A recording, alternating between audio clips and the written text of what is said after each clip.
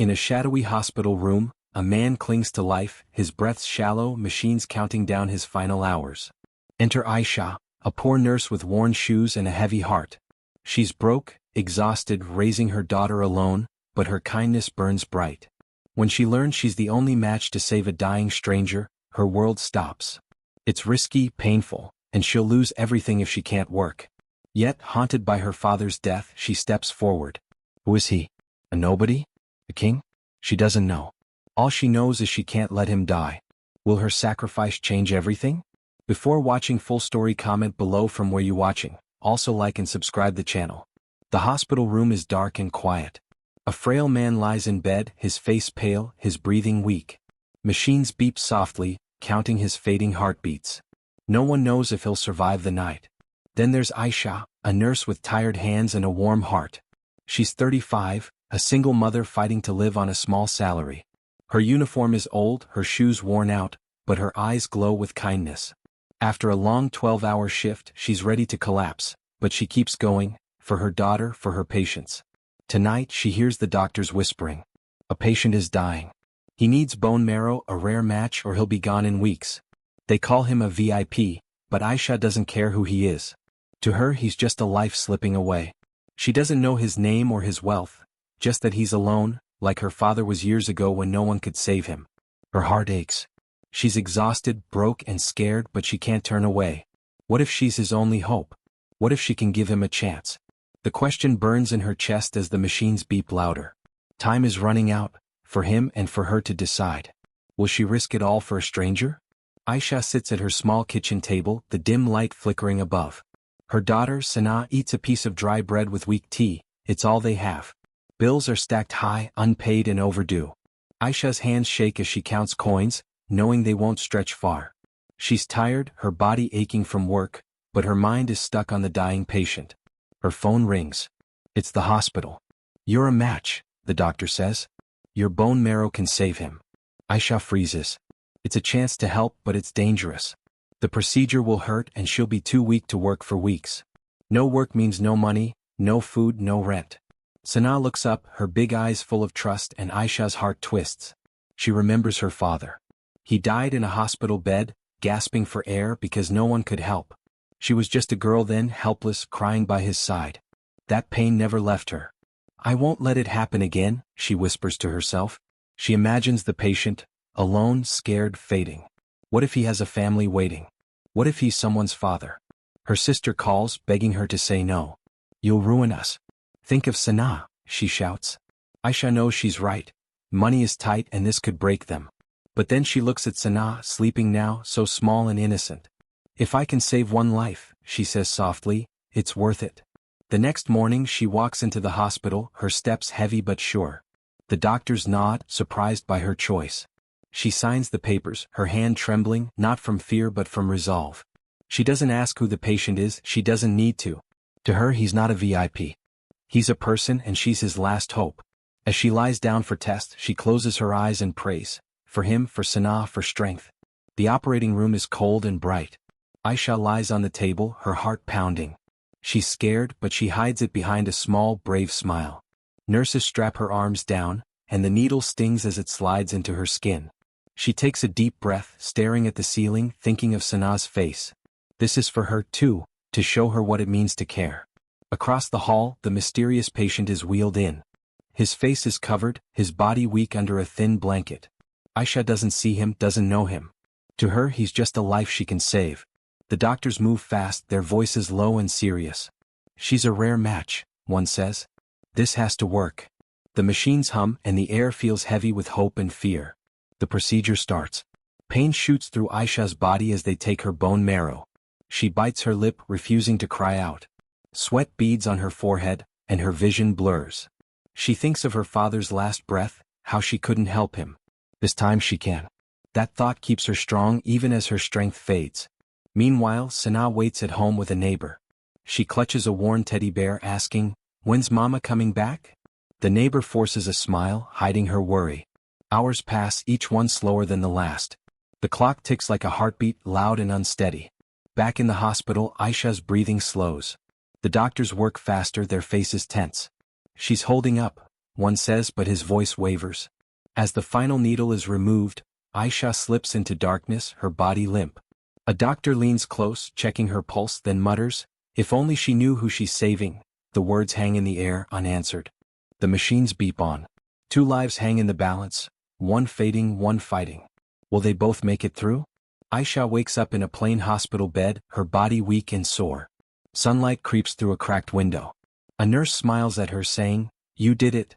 He's alive." Aisha nods, too tired to ask more. She just wants to go home to Sanaa. Her hands fumble with her phone, she sees a photo of her daughter and whispers, "I made it, baby." Miles away in a grand mansion, the patient opens his eyes. His name is Rehan Malik, a billionaire no one sees in public.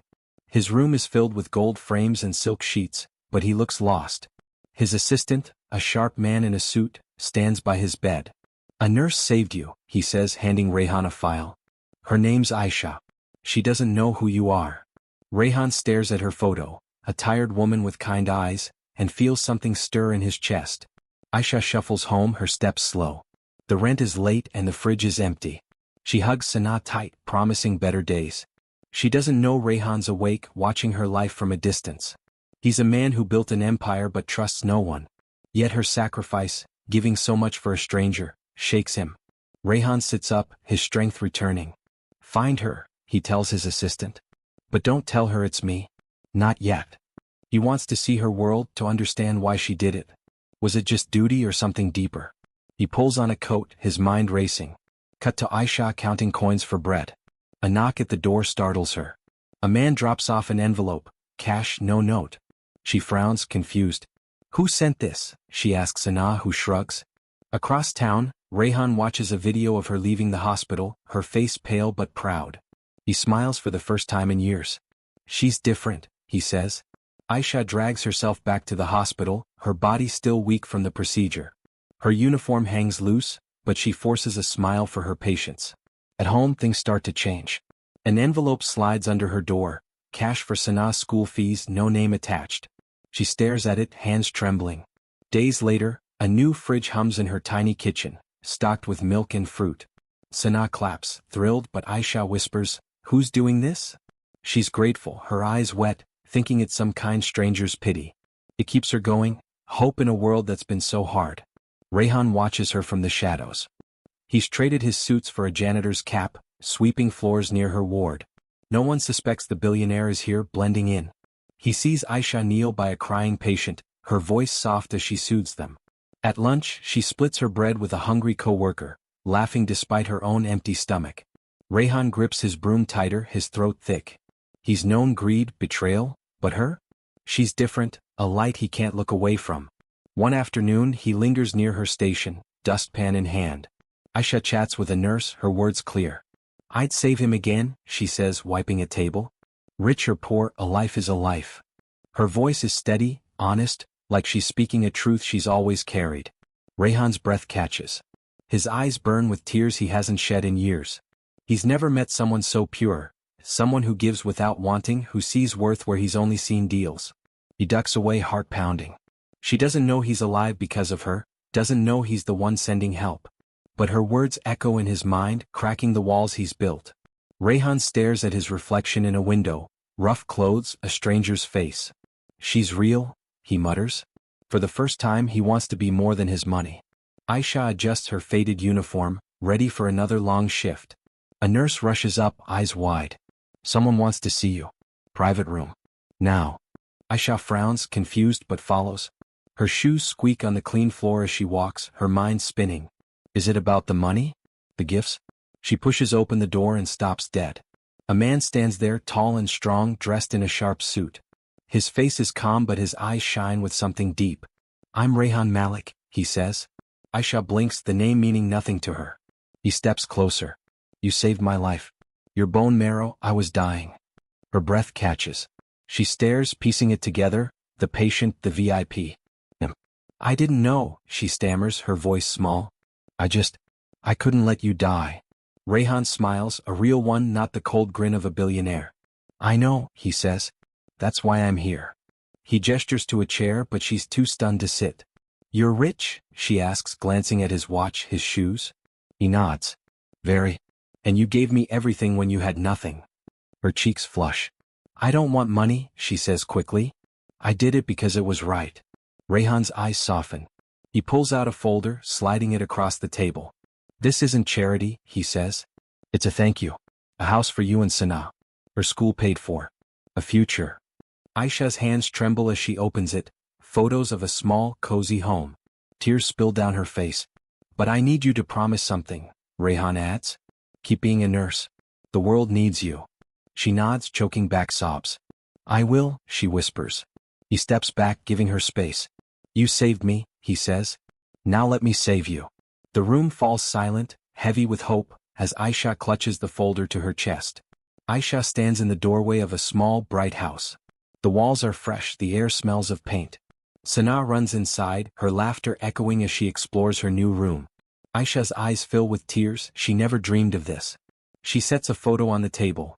Her and Rayhan taken the day he revealed the truth. It's not fancy, just two people smiling, connected by something bigger than money.